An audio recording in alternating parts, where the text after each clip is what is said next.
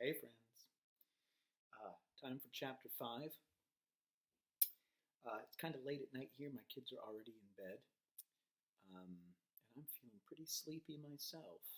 So I'm going to enjoy reading this chapter, but it'll be a little low key, and it's going to be nice and short and sweet this evening. Um, this is a wonderful chapter. This is the chapter entitled Charlotte. So this is where we get to meet, well, you know who, and you will see, won't you? Okay, thank you for joining me. This is Charlotte's Web, Chapter 5, Charlotte. Let me get comfortable for tonight. The night seemed long. Wilbur's stomach was empty and his mind was full. And when your stomach is empty and your mind is full, it's always hard to sleep. A dozen times during the night, Wilbur woke and stared into the blackness, listening to the sounds and trying to figure out what time it was. A barn is never perfectly quiet. Even at midnight, there's usually something stirring. The first time he woke, he heard Templeton gnawing a hole in the grain bin. Templeton's teeth scraped loudly against the wood and made quite a racket. Oh, that crazy rat, thought Wilbur. Why does he have to stay up all night grinding his clashers and destroying people's property? Why can't he go to sleep like any decent animal? The second time Wilbur awoke, he heard the goose turning on her nest and chuckling to herself. What time is it? Whispered Wilbur to the goose. Oh, probably about 11:30, said the goose. Why aren't you asleep, Wilbur? Oh, too many things on my mind, said Wilbur. Well, said the goose, that's not my trouble. I have nothing at all on my mind, but I have too many things under my behind. Have you ever tried to sleep while sitting on eggs? No, said Wilbur. I suppose it is uncomfortable. How long does it take a goose egg to hatch? Approximately 30 days, all told, answered the goose. But I cheat a little. On warm afternoons, I just put a little straw over the eggs and go out for a walk. Wilbur yawned and went back to sleep. In his dreams, he heard again the voice saying, I'll be a friend to you.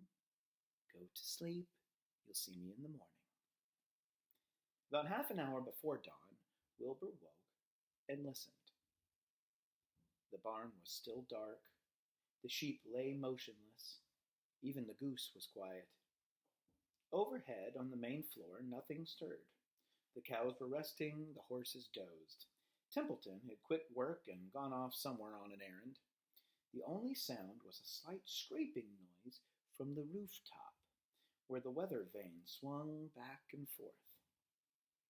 Wilbur loved the barn when it was like this, calm and quiet, waiting for the light. Day is almost here, he thought. Through a small window, a faint gleam appeared. One by one, the stars went out. Wilbur could see the goose a few feet away.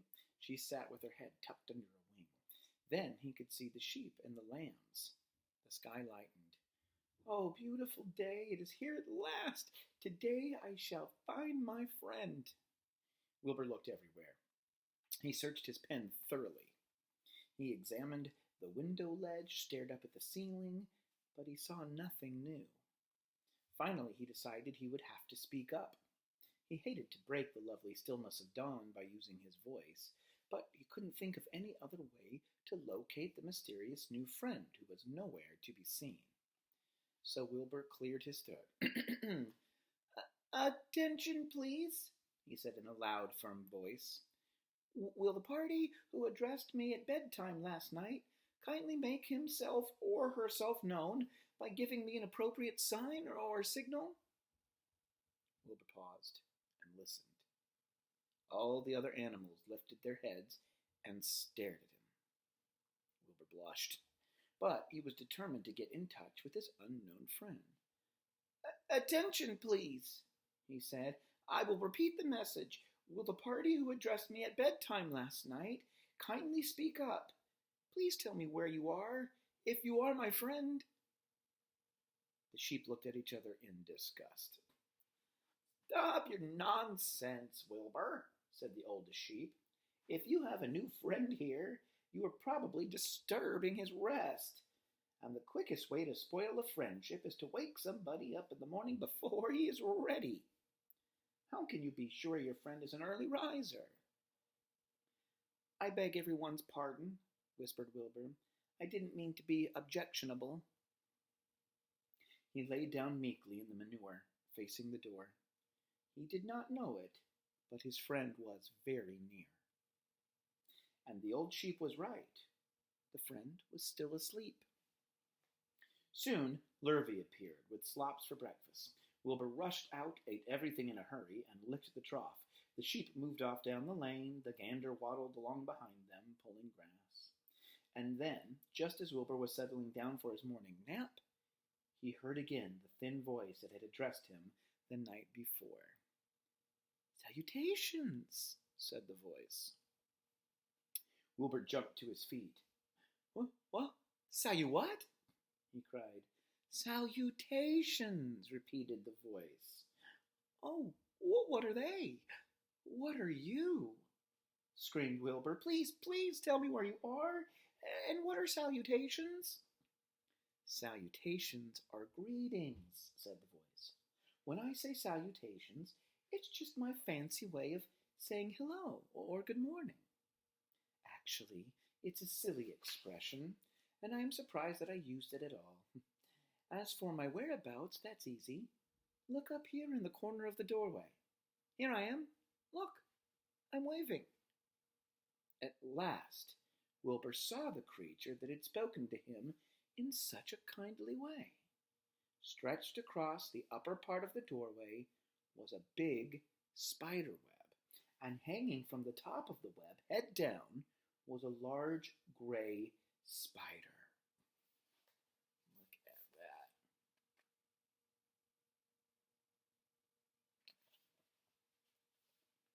She was about the size of a gumdrop. She had 8 legs, and she was waving one of them at Wilbur in a friendly greeting. "See me now?" she asked. "Oh, yes, indeed," said Wilbur. "Yes, indeed. How are you? Good morning. Salutations. Very pleased to meet you. What is your name, please? May I have your name?" "My name," said the spider, "is Charlotte." "Charlotte what?" asked Wilbur eagerly. "Charlotte A. Cavatica. But just call me Charlotte." "I think you're beautiful," said Wilbur. "Well, I am pretty," said Charlotte. "There's no denying that. Almost all spiders are rather nice-looking. I'm not as flashy as some, but I'll do." "I wish I could see you, Wilbur, as clearly as you can see me." "Why can't you?" asked the pig. "I'm right here." "Yes, but I'm nearsighted," replied Charlotte. "I've always been dreadfully nearsighted. It's good in some ways, not so good in others. Watch me wrap up this fly." A fly that had been crawling along Wilbur's trough had flown up and blundered into the lower part of Charlotte's web, and was tangled in the sticky threads. The fly was beating its wings furiously, trying to break loose and free itself. "First," said Charlotte, "I dive at him." She plunged head first toward the fly. As she dropped, a tiny silken thread unwound from her rear end. "Next, I wrap him up." She grabbed the fly, threw a few jets of silk around it, and rolled it over and over, wrapping it so that it couldn't move. Wilbur watched in horror. He could hardly believe what he was seeing, and although he detested flies, he was sorry for this one. Here's a little picture of Charlotte wrapping up that fly.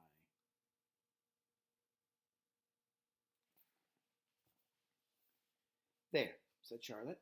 "Now I knock him out, so he'll be more comfortable." She bit the fly.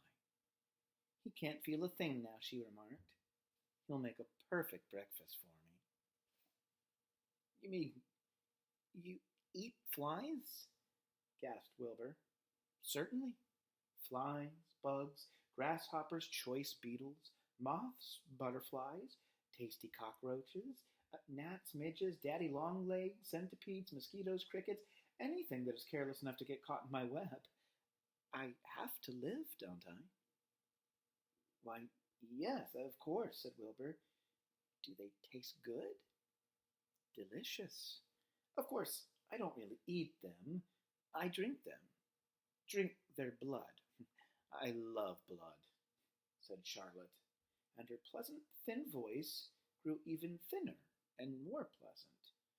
Oh, don't say that, groaned Wilbur. Please don't say things like that. Why not? It's true. And I have to say what is true. I am not entirely happy about my diet of flies and bugs, but it's the way I'm made. A spider has to pick up a living somehow or other, and I happen to be a trapper. I just naturally build a web and trap flies and other insects. My mother was a trapper before me. Her mother was a trapper before her. All our family have been trappers. Way back for thousands and thousands of years, we spiders have been laying for flies and bugs. Oh, it's a miserable inheritance, said Wilbur gloomily. He was sad because his new friend was so bloodthirsty. Yes, it is, agreed Charlotte, but I can't help it. I don't know how the first spider in the early days of the world happened to think of this fancy idea of spinning a web, but she did. And it was clever of her, too. And since then, all of us spiders have had to work the same trick. It's not a bad pitch, on the whole. It's cruel, replied Wilbur, who did not intend to be argued out of his position. Well, you can talk, said Charlotte. You have your meals brought to you in a pail. Nobody feeds me. I have to get my own living. I live by my wits. I have to be sharp and clever, lest I go hungry. I have to think things out, catch what I can, and take what comes. And it just so happens, my friend, that what comes is flies and insects and bugs. And furthermore, said Charlotte, shaking one of her legs, do you realize that if I didn't catch bugs and eat them, bugs would increase and multiply and get so numerous that they destroy the earth, wipe out everything? Really? Said Wilbur. I wouldn't want that to happen. Perhaps your web is a good thing after all. The goose had been listening to this conversation and chuckling to herself. There are a lot of things Wilbur doesn't know about life, she thought. He's really a very innocent little pig. He doesn't even know what's going to happen to him around Christmas time. He has no idea that Mr. Zuckerman and Lurvy are plotting to kill him. And the goose raised herself a bit and poked her eggs a little further under her so that they would receive the full heat from her warm body and soft feathers. Charlotte stood quietly over the fly, preparing to eat it. Wilbur lay down and closed his eyes. He was tired from his wakeful night and from the excitement of meeting someone for the first time. A breeze brought him the smell of clover, the sweet-smelling world beyond his fence. Well, he thought, I've got a new friend, all right. But what a gamble friendship is. Charlotte is fierce, brutal, scheming, bloodthirsty, everything I don't like. How can I learn to like her, even though she is pretty and, of course, clever? Wilbur was merely suffering the doubts and fears that often go with finding a new friend. In good time he was to discover that he was mistaken about Charlotte. Underneath her rather bold and cruel exterior, she had a kind heart, and she was to prove loyal and true to the very end. That is the end of Chapter 5. Next time, we'll read Chapter 6, Summer Days. Look forward to it. Bye, guys. Get some good rest. I'll see you soon.